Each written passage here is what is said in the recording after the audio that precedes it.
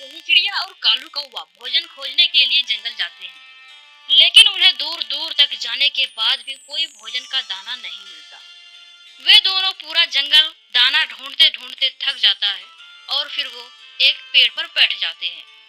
कालू भैया, हम तो भोजन ढूंढ ढूंढ कर थक गए हैं, लेकिन हमें कोई दाना नहीं मिल रहा है। अरे टूनी, मेरे तो पंखों में दर्द होने लगा है, क्योंकि हम तो कितनी देर से उड़े जा रहे हैं।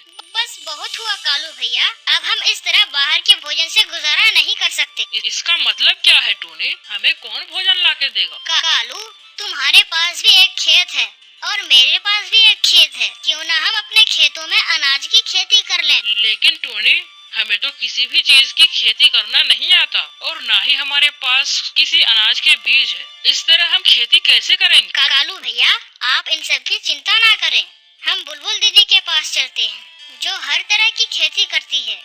वो हमें अनाज उगाना जरूर बताएंगी। ऐसा कहकर कालू कौवा और टोनी बुलबुल के पास जाने लगते हैं और उन्हें सारी बातें बताते हैं। ये लो टूनी चिड़िया, मेरे पास कुछ चने के बीज बचे हैं, आप दोनों इन्हें ले जाओ और इसे ले जाकर तुम दोनों आधे आधे बांट लेना और अपने खेतों में बो देना। आपका बहुत बहुत शुक्रिया बुलबुल दीदी, आप हमें खेती करने का तरीका भी बता दीजिए। फिर बुलबुल उन दोनों को खेती करने का तरीका बता देती है और फिर कालू कौवा और टोनी चिड़िया वह चने के बीज अपने पैर में लेकर घर की ओर रवाना हो जाते हैं। टोनी, अब हमें इन बीजों को आधा आधा कर लेना चाहिए और बुलबुल दीदी के बताए हुए तरीके से हमें खेतों में बीज बोने चाहिए। हाँ कालू भैया, मुझे भी बुलबुल के सारे तरीके अब याद हो गए हैं, आप मत भूल जाना। ऐसा कहकर कालू कौवा और टुनी चिड़िया अपने अपने बीजों को बांट लेती है और फिर अपने अपने घर चले जाते हैं।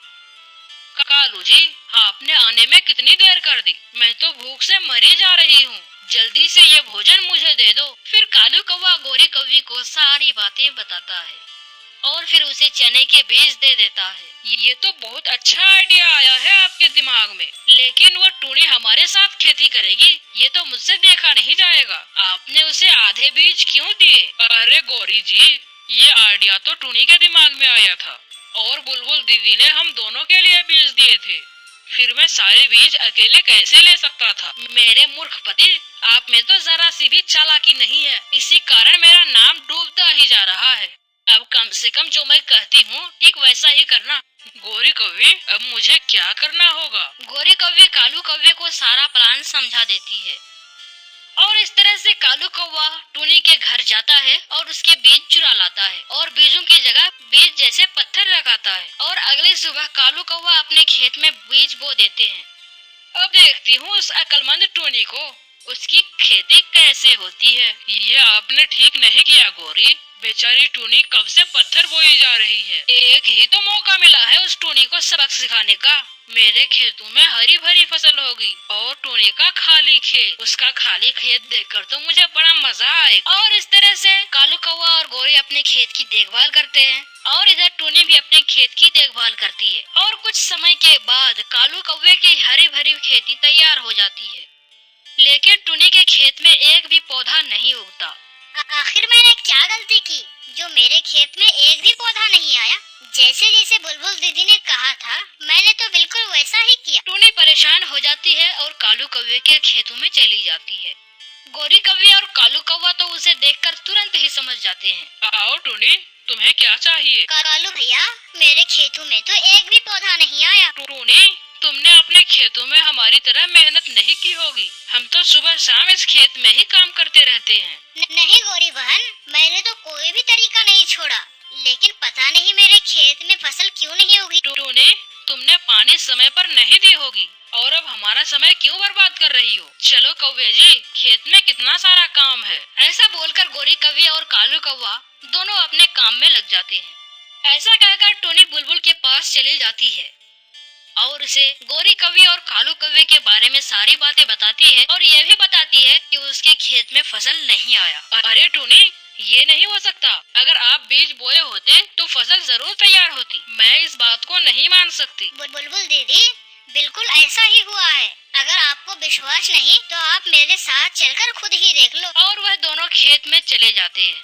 बुलबुल एक दो बीज अपने चोंच से निकाल कर देखती है अरे टोनी, ये तो मेरे दिए हुए बीज नहीं है, बल्कि ये तो बीज जैसे दिखने वाले पत्थर हैं। बुलबुल दीदी, अब मुझे सब कुछ समझ में आ गया है। कोई मेरे बीजों को चुरा कर ले गया है और इनकी जगह पत्थर रख दिए। मैंने कितनी मेहनत की फसल उगाने में, कोई मुझसे मांग कर ही ले लेता। कम से कम वो पत्थर तो ना बोते। ऐसा कहकर टूनी चिड़िया बहुत उदास हो जाती है और बुलबुल को भी उसके लिए बहुत बुरा लगता है और बुलबुल उसकी दोबारा मदद करने को सोचती है। टोनी, मेरे पास कुछ केले के बीज हैं, ये लो, ये तो अपने खेत में बो दो और इस बार ध्यान से खेती करना। ऐसा कहकर बुलबुल वहाँ से चली जाती है और टूनी चिड़िया केले के बीज बो देती है। फिर कुछ समय बाद चिड़िया की केले की खेती तैयार हो जाती है। चिड़िया तो बहुत खुश थी। टूनी चिड़िया, मैंने तो पूरे जंगल में केले की खेती कभी नहीं देखी। आपने बहुत अच्छी खेती तैयार की है। क्या मैं एक केला खा सकता हूँ? हाँ कबूतर जी, ये भी कोई पूछने की बात है। आप जी भरकर केले खाइए और अपने परिवार के लिए भी ले जाइए। ऐसा सुनकर कबूतर खुश हो जाता है और केले का एक गुच्छा लेकर चला जाता है।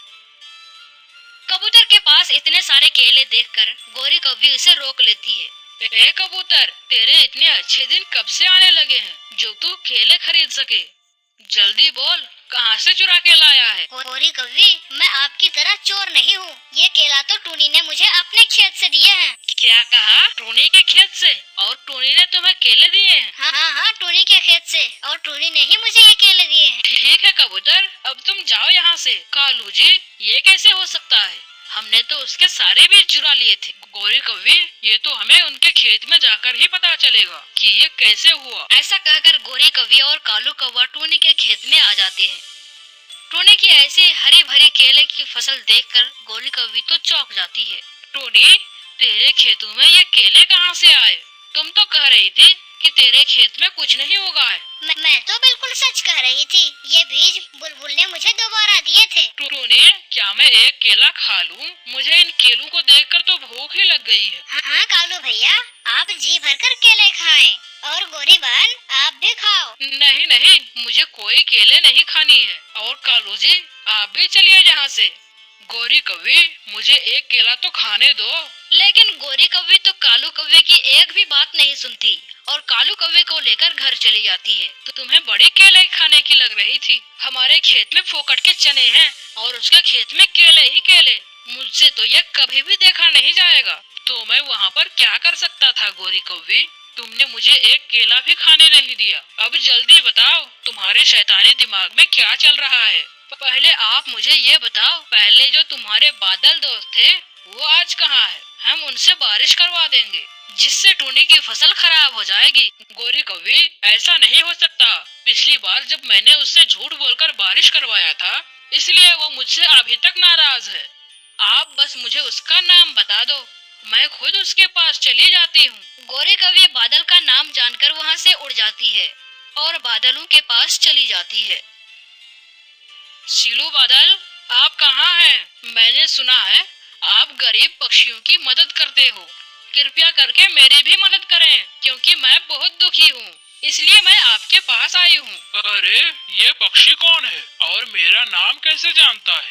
लगता है इससे मुझे मिलना पड़ेगा। ऐसा कहकर सीलू बादल गोरी कौवी के पास आ जाता है।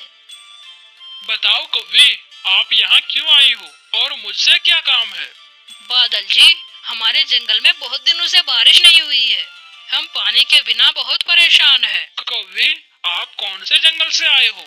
हम तो बारिशों का बहुत ध्यान रखते हैं। मैं पास वाले जंगल से ही आई हूँ और आप इस बार बारिश करना भूल गए थे। बस आप हमारे जंगल में गरज कर ही चले गए थे। ये सुनकर तो बादल को हंसी आ जाती है और वह उसके जंगल में बारिश करने को तैयार हो जाता है। आप निश्चित होकर घर जाएं। हम आपके जंगल में बारिशें कर देंगे और आप हमारी भूल क्षमा करना। यह सुनकर तो गोरी कौवी की जान में जान आ जाती है और वह अपने घर चली जाती है और चैन से सो जाती है। अगली सुबह भी हो जाती है और सुबह होते ही काले बादल गरजने लगते हैं और झमाझम बरसात शुरू हो जाती है।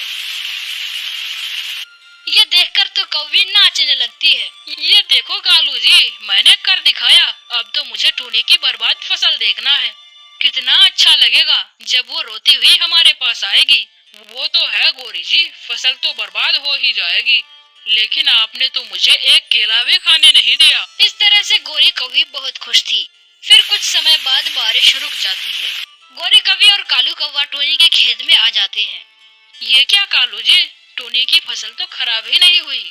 हाँ गौरी, और केले भी लगे हुए हैं। पता नहीं बारिशों का असर इन पर क्यों नहीं हुआ। और तभी वहाँ पर टोनी चिड़िया भी आ जाती है। टोनी, हमें आपकी फसल की बहुत चिंता हो रही थी, इसलिए हम भी यहाँ आपकी फसल देखने आ गए। कालू भैया, मेरी फसल तो बिल्कुल ठीक है, लेकिन आपकी फसल तो पानी में बह गई है। अभी आते समय कबूतर ने मुझे बताया है। चलो गौरी, जल्दी से चलो, मेरी फसल पानी में बह गई है। यह सुनकर गौरी कौवी और कालू कौवा अपने खेत में आ जाते हैं।